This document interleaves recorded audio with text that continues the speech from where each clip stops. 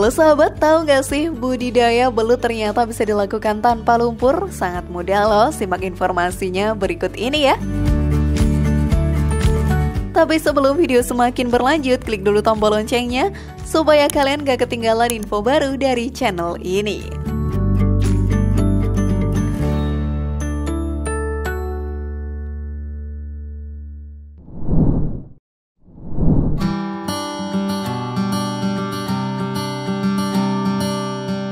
Belut ialah salah satu jenis ikan air tawar yang berhabitat di daerah berlumpur.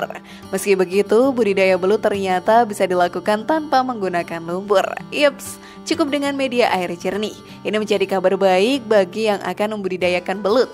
Pasalnya, mereka bisa memilih opsi media budidaya sesuai dengan kemampuan.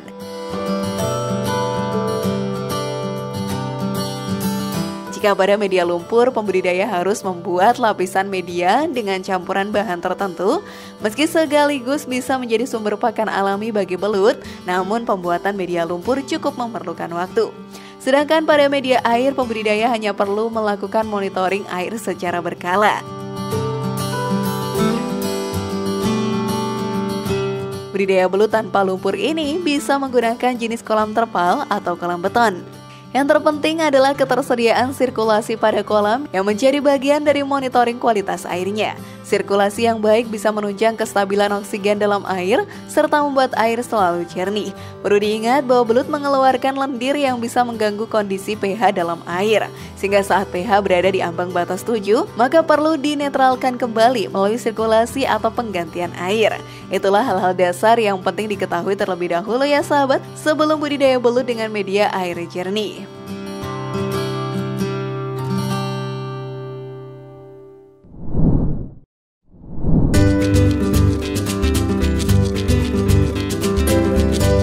Selanjutnya adalah persiapkan kolam budidaya.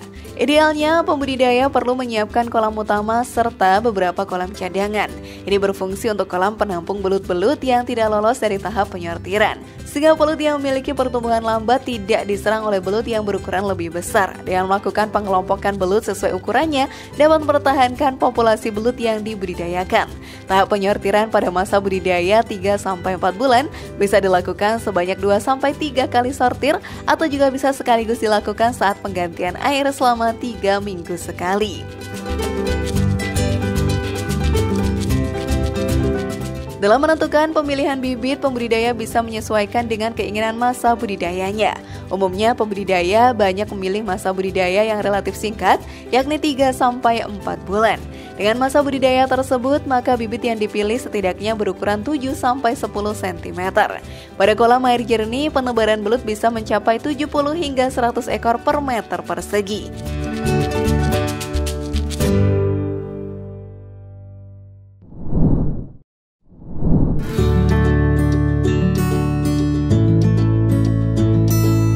Pemberian pakan pada budidaya belut air jernih juga perlu diperhatikan, mengingat sifat kanibalisme yang dimiliki belut. Terlebih lagi, pada media air jernih, kolam tidak memiliki sumber pakan alami seperti pada media lumpur. Sehingga frekuensi pemberian pakan bisa dilakukan sebanyak 3 hingga 4 kali sehari. Pastikan ya untuk rutin memberi pakannya sahabat. Belut sangat menyukai cacing sutra, ulat hongkong, kecebong, dan lain sebagainya. Bisa juga diberi pakan pelet yang berprotein tinggi. Namun disarankan untuk tidak terlalu sering atau berlebihan dalam memberi pakan pelet, mengingat sisa pakan pelet ini bisa membuat air menjadi cepat keruh. Untuk proses panen belut pada kolam air jernih ini terbilang cukup mudah. Kalian pun cukup menggunakan jaring atau bisa dilakukan bersamaan saat pembuangan airnya. Belut yang menarik minat pasar biasanya berukuran 30-40 cm. Ukuran tersebut ideal dimiliki oleh belut berusia 3-4 bulan.